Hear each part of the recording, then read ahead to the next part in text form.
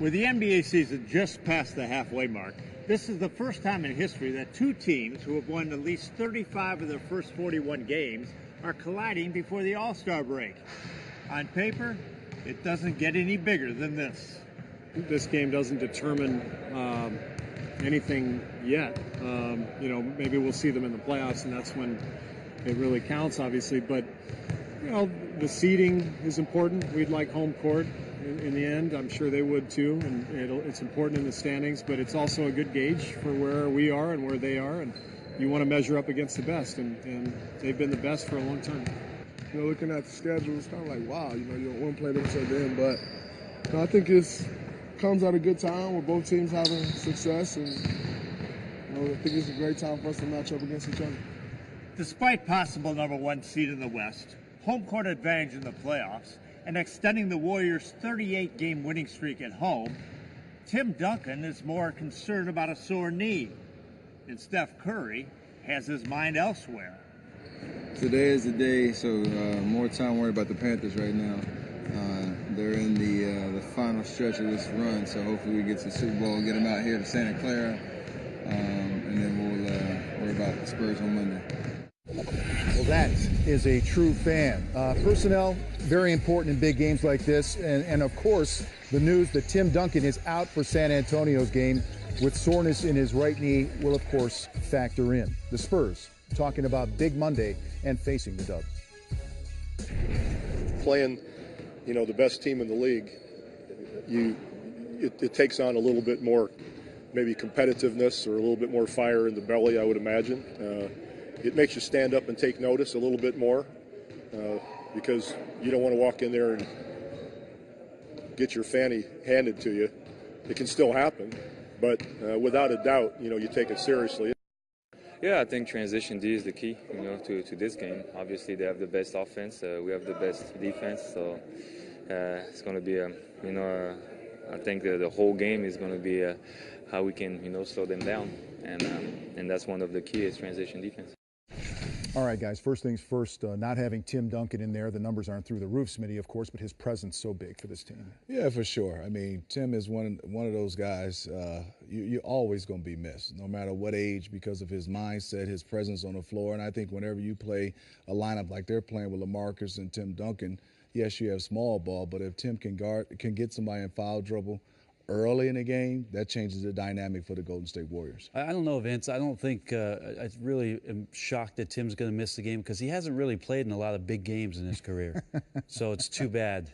Of course, I'm joking. Yes. Best defensive player on the interior in the game still today. You look at some of the numbers and what he's been able to do. He'll be missed, but it's a great opportunity for Pop to play lineups that they may have to get to if these teams, hopefully, for our sake, meet in the playoffs. Both of these teams very qualified to mix and match given the depth and the type of styles.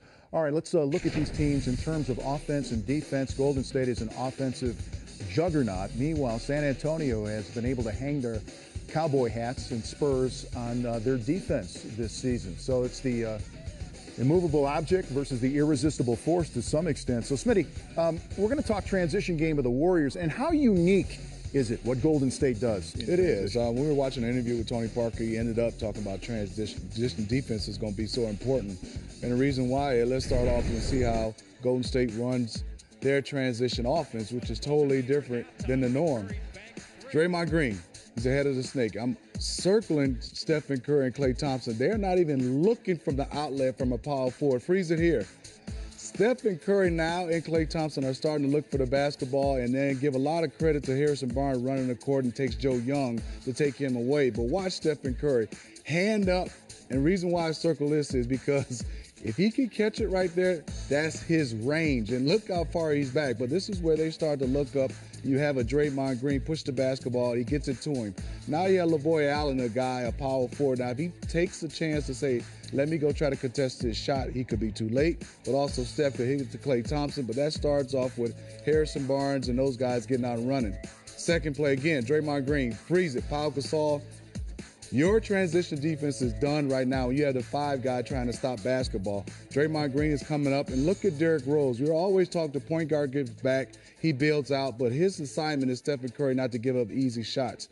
Jimmy Butler's trying to stop the basketball, but look at this line I draw. They are trying to get their defense for guys that shoot threes. Andrew Bogut runs the floor. You're dead if he's going to get these type of layups. And also you had Klay Thompson also open as well. So this all starts for me with Draymond Green, how you match up with him and how you stop the basketball. All right, so Bones, countering that, the San Antonio Spurs, how do they slow down even a wonderful, amazing fast break transition? Well, to me, for the San Antonio Spurs, given how much we've looked at what their defense has done this year in terms of historical numbers and the pace that they play at, to me, the offense that the San Antonio Spurs run helps them form the defensive balance and the walls that they can build to stop this kind of transition. So you watch a possession where San Antonio predictably knows where the shots are coming, and watch, Danny Green takes a shot out of the corner. Look at the Spurs all pulling. Danny Green runs from the corner all the way to stop the ball, but look at where the ball is now.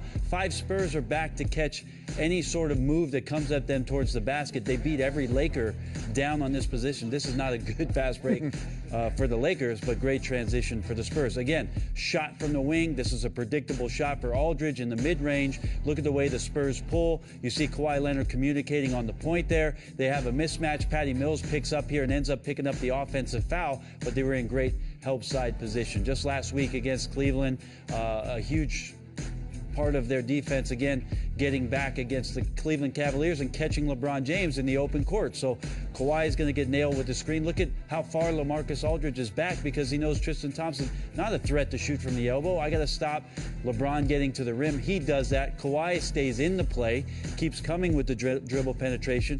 Tim Duncan knows he's guarding Kevin Love. So look at him. He bumps Tristan Thompson. He's got to close out to a three-point shooter. I've got to chase Kevin Love off the line. Even number 2-1 at his age is able to do that. Right back into the teeth of the defense. Kevin Love loses the ball. So they get out and transition themselves. Danny Green, why not? Here's a three.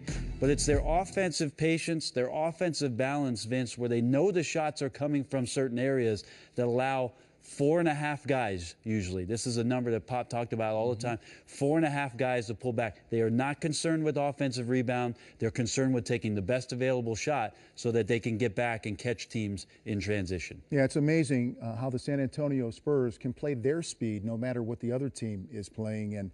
And really for Golden State, the challenge again for beating a San Antonio team that took 2 of 3 regular season games a year ago. We can't wait. It's going to be fantastic. It's Monday on NBA TV. Maybe it's kind of like a January conference championship of sorts in the NBA.